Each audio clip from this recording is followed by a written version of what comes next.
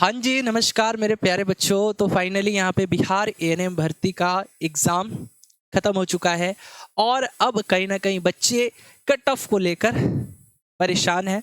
बच्चों का कहना है कि सर जनरल का कट ऑफ क्या जाएगा, बीसी का कट ऑफ क्या जाएगा, ईबीसी, ईडब्ल्यूएस, एससी, एसटी और फीमेल की कट ऑफ क्या जाने वाली है। तो आज की इस वीडियो में ना हम आपको कट ऑफ को लेकर हर एक डाउट क्लियर करने वाले हैं, ठीक है। तो सबसे पहले यहाँ पे आपको ये देखना है कि सीबीटी में ठीक है, सीबीटी में यहाँ पे देख सकते हैं वास्तविक प्रश्न जो थे वो 60 क्वेश्चन थे। एग्जाम दिए हैं आप लोग, 60 क्वेश्चन 60 मार्क्स के थे ना, 60 क्वेश्चन 60 मार्क्स के थे, ठीक है। उसके बाद फाइनल मार्क्स वेटेज निकालते समय इसे 80 मार्क्स के रूप में माना जाता है। कहने का मतलब भले 60 क्वेश्चन थे 60 मार्क्स के थे, लेकिन जो आपका फाइनल मेरिट लिस्ट बनेगा ना, फाइनल मेरिट लिस्ट जो बनेगा वो 80 मार्क्स के बेस पे कंसिडर किया जाएगा, ठीक है। कैसे, इसको समझना है। कहने का मतलब कंप्यूटर बेस्ड टेस्ट यानी सीबीटी के अंकों का वेटेज जो है 80 अंक रखा गया है। मतलब भले ही 60 नंबर का पेपर है, लेकिन चयन प्रक्रिया में 60 अंकों को 80 अंकों के स्केल पर कन्वर्ट किया जाता है। मतलब यहाँ पे 60 अंकों को 80 अंकों के बेस पे कन्वर्ट कर दिया गया है, ठीक है। कहने का मतलब मान के चलो कोई बच्चा एग्जाम दिया, ठीक है, 60 क्वेश्चन में से, ठीक है, मतलब 60 क्वेश्चन 60 मार्क्स के थे, तो उसने 60 मार्क्स में से उसने प्राप्त किए 42 मार्क्स, ठीक है। 42 मार्क्स उसने हासिल किया। तो सबसे पहले इसका परसेंटेज निकालेंगे।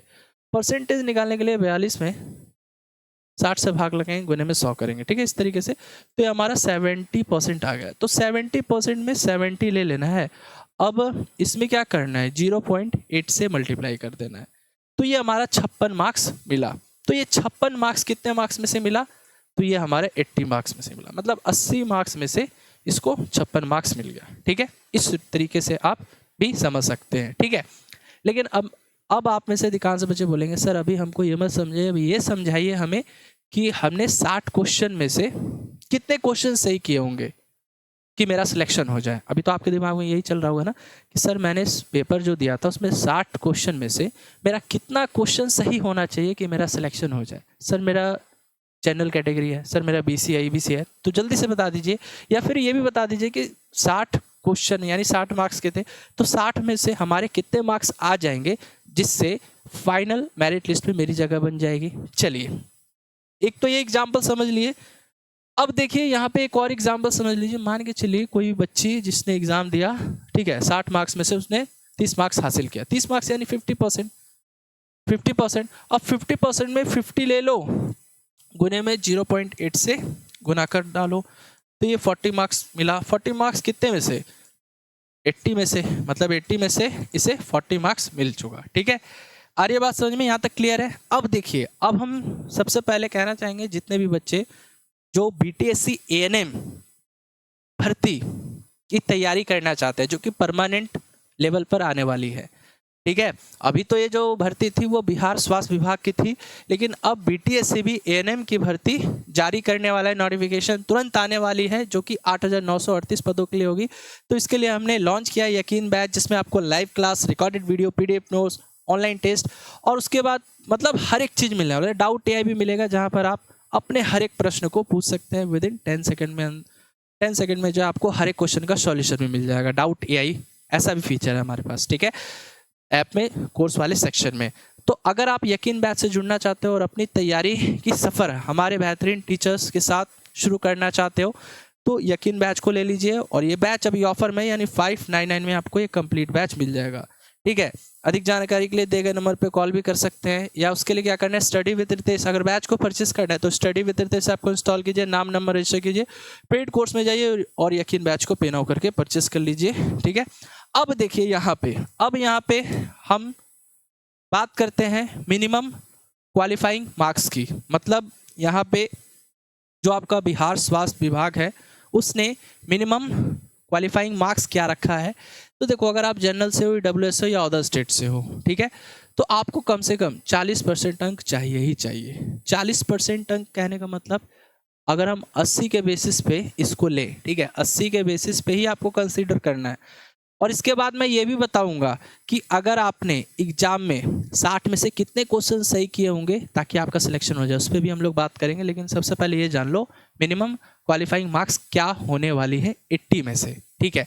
मतलब मान के चलो अगर आप जनरल ईडब्ल्यूएस अदर स्टेट से हो तो कम से कम आपको 40% चाहिए। 40% मतलब यहाँ पे 40% कहने का मतलब क्या, 40% कहने का मतलब क्या, तो जो भी परसेंटेज है उसको लिखो, ठीक है। यहाँ पे 40% है तो 40% का 40 मैंने लिखा और 0.8 से मैंने गुना किया, ठीक है। तो ये कितना हमें प्राप्त हुआ 32। तो यहाँ पे 80 में से 80 में से 32 अगर आपका आ रहा है, ठीक है, मतलब 80 में से 32 अगर आप लेकर आ रहे हैं तो यहाँ पर आप पास माने जाएंगे, ठीक है। अब बोलोगे कि सर मेरिट लिस्ट में नाम आ जाएगा। देखो मेरिट लिस्ट में आने के लिए आपको इस अंक से 2 से 3 अंक ज़्यादा होने चाहिए, ठीक है। मतलब कम से कम 34 या 35 तक भी रहेगा ना आपका, तो फाइनल आपका मेरिट लिस्ट में नाम आ सकता है। ये तो मिनिमम क्वालिफाइंग मार्क्स है, मतलब आप पास है, मतलब बोर्ड आपको यहाँ पे पास कर दिया। बोर्ड ये नहीं कह रहे कि हाँ फाइनल मेरिट लिस्ट में आपका नाम आ ही जाएगा, ये मतलब एक मिनिमम क्वालिफाइंग मार्क्स है, ठीक है। आ रही बात समझ में। इसके बाद बीसी वर्ग के लिए हमेशा जानो मिनिमम क्वालिफाइंग मार्क्स से 2 से 3 नंबर अगर ज़्यादा रहता है तो फाइनल मेरिट लिस्ट में नाम आने की पॉसिबिलिटी ज़्यादा रहती है। अब बीसी कैटेगरी है आपका, तो बीसी में 36.5%, तो 36.5% का 36.5 और गुने में 0.8 से गुना कर देंगे तो कितना हो गया 29.2। तो अगर आपका 80 में से 29.2 आता है, मतलब 30 आता है, तो आप जो है पास माने जाएंगे। लेकिन मेरिट लिस्ट में आने के लिए कम से कम इससे 2 से 3 अंक ज़्यादा लेकर आना होगा। अब ईबीसी के लिए 34%, यानी 34% का 34 गुने 0.8, मतलब यहाँ पे 27.2। तो 80 में से 27.2 यानी 28 लेकर आते हो तो ईबीसी में पास हो जाओगे। लेकिन मेरिट लिस्ट में आने के लिए वही 2 से 3 अंक ज़्यादा होना चाहिए। SC ST या फिर महिला हो, महिला मतलब बिहार राज्य की अगर आप महिला हो, ठीक है, या फिर दिव्यांग हो, तो अगर आप 32% भी लेकर आते हो तो आप जो है पास है। तो 32% का 32 ले लेना है, गुने में 0.8 से गुना कर देना है, तो ये 25.6, मतलब 80 में से 25.6 भी लेके आते हैं, यानी 26 तक भी लेके आते हो तो पास तो हो जाओगे। लेकिन मेरिट लिस्ट में आने के लिए वही 2 से 3 या 4 नंबर भी ज़्यादा रहता है, तो ये प्लस पॉइंट है, ठीक है। ये तो बात रहा 80 में से। लेकिन अभी आपका प्रश्न ये है कि सर अभी आप सिर्फ ये बताइए, ठीक है, अभी आप सिर्फ ये बताइए कि 60 में से, ठीक है, 60 में से कितने क्वेश्चन हम सही किए होंगे ताकि हमारा सिलेक्शन हो जाए, ठीक है। अब जैसे देखो बोर्ड का कहना है भाई जनरल के लिए 40% रखा है, या ईडब्ल्यूएस या अदर स्टेट के लिए 40% अगर आप लेकर आते हो तो आप पास हो। बीसी में 36.5% तक लेकर आते हो पास हो। ईबीसी में 34% लेकर आते हो तो पास हो, ठीक है। तो कितने क्वेश्चन थे, 60 क्वेश्चन थे। 60 क्वेश्चन थे ना जी, 60 क्वेश्चन 60 मार्क्स के थे। तो कहने का मतलब यहाँ पे 40%, किसका, 60 का, 60 मार्क्स का ये एग्जाम था, तो 60 का 40% कितना हुआ, 24 मार्क्स हुआ।